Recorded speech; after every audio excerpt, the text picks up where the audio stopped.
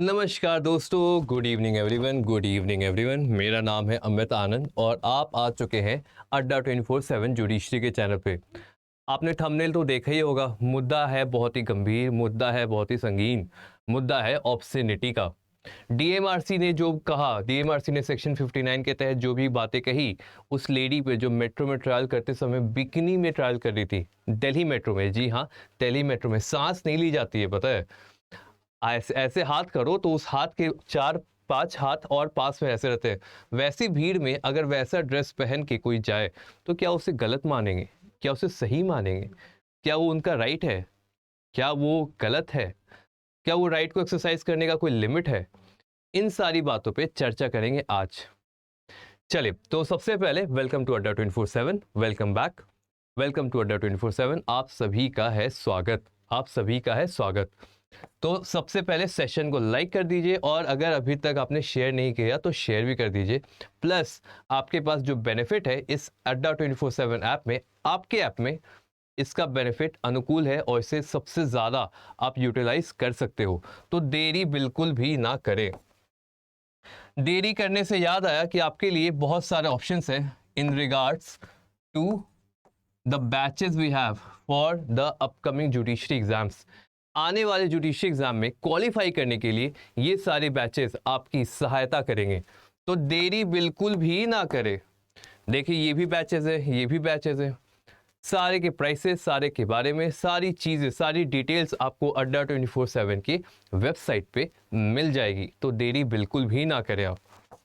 सबसे बेहतरीन है आपके लिए वहाँ महापैक, जहाँ पे ये कोड लगा के आप 16,000 में इस पैक का फ़ायदा ले सकते हैं। 16 स्टेट की तैयारी एक जगह कर सकते हैं जुडिशरी के महापैक में। करना क्या है, अड्डा 24/7 की वेबसाइट पे जाना है और वहाँ पे ये कोड लगाना है और कोड लगा के अपने डिटेल्स डाल के बैच में जल्दी से जल्दी एनरोल करना है। अब चलिए मुद्दे पे आते हैं। मुद्दा है क्या भाई साहब? मुद्दा ये है ऑब्ससेनिटी का। आप देख ही रहे हो, यहाँ पे रणवीर सिंह, यहाँ पे ये बीच पे दौड़ रहे हैं, ये हाँ जी, ये बीच पे दौड़ रहे हैं और उन्हें कुछ पहना नहीं है। ओके, ठीक है। ये यहाँ पे फोटो खिंचा रहे हैं, इन्होंने भी कुछ नहीं पहना है, ये भी ऑब्ससेनिटी है। ये मैडम तो बहुत फेमस है, जान ही रहोगे, अब ये बहुत फेमस हो रखी है, इन्होंने भी कुछ नहीं पहना है। चलो, ये तो चलो पब्लिक फिगर है, सेलिब्रिटी है। ये क्या है?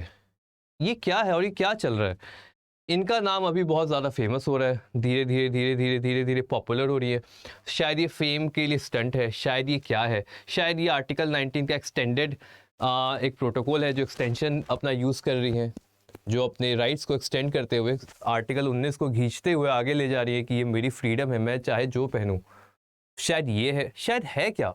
तो इसके बारे में जानते हैं। सबसे पहले ये से आप ऑप्सीन ऑब्ससेनिटी के डेफिनेशन में डालोगे या नहीं, ये है पहला क्वेश्चन। ऑब्सीन है या नहीं, ये आप बताओगे अपने कमेंट सेक्शन में। क्या ये ऑब्सीन है या नहीं है? इसके ऊपर कुछ टेस्ट ले रखा है हम लोग। मिलर टेस्ट एक होता है, मिलर टेस्ट। मिलर टेस्ट क्या है देखा जाए। मिलर टेस्ट एक फेमस टेस्ट है, applied by the US, United states of America में ये टेस्ट एप्लीकेबल है। It is named after the US supreme court decision Miller versus California 1973। This test faced challenges with online obscenity scene. Online obscenity scene से related ये case है। In this case, Melvin Miller mailed 5 distrustful brochures to the manager of a restaurant which contained conspicuous images and drawing of men and women engaged in different sexual activities. ये उन्होंने photo भेजी। After the manager read the mail, he filed a case of obscenity against Mr. Miller. और उन्होंने सीधा case कर दिया Miller के ऊपर, जहाँ पे उसके ऊपर कुछ मिलर टेस्ट के रूल एप्लीकेबल बनाए गए। गाइडलाइंस होता है ना, वैसी गाइडलाइंस बनाए गए कि मिलर टेस्ट में ये बताए कि ऑब्सीन है या नहीं। तो पहला टेस्ट ये कहता है कि जो एवरेज लोग हैं, अगर उस फोटो को देखें कम्युनिटी स्टैंडर्ड पे, तो क्या उस फोटो को देख के उन्हें कुछ फर्क पड़ेगा? Enforcing the contemporary community standard would find that work taken as a whole appeal to prurient interest. Second, whether the work describes in a patently offensive way, क्या वो फोटो ऑफेंसिव है, क्या वो sexual conduct specially defined by applicable state law में आता है या नहीं। तीसरा, the work taken as a whole short of serious in literary, artistic, political और साइंटिफिक व्यू। क्या वो फोटो या वो वर्क लिटरेरी, आर्टिस्टिक, पॉलिटिकल और साइंटिफिक वैल्यू में फॉल करता है या नहीं। ये तो मिलर टेस्ट है। मिलर टेस्ट के बाद आया था बहुत ही फेमस टेस्ट जो मैं अभी आपको बताने वाला हूँ। इस टेस्ट का नाम है Hicklin test, HICKLIN, Hicklin test, जो कि बहुत पहले ही एक्टिव था और आज भी इसे देखा जाता है।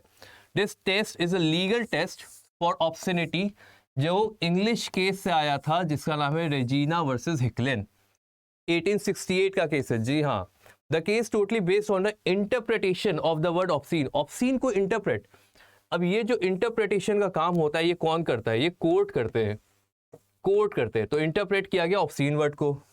This test is very liberal in this test is very liberal in this test the Henry Scott would resold copies of anti-Catholic pamphlet entitled The Confessional Unmasked, showing the defilement of Romish priesthood, the antiquity of confession and question put to females confession।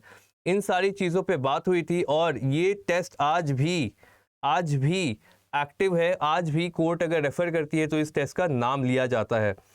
बात ये थी कि एक broad definition दिया गया ऑब्ससिनिटी का, जो कि बेस था whether the tendency of the matter is to deprave and corrupt those whose minds are open to such immoral influences and into whose hands a publication of this sort may fall।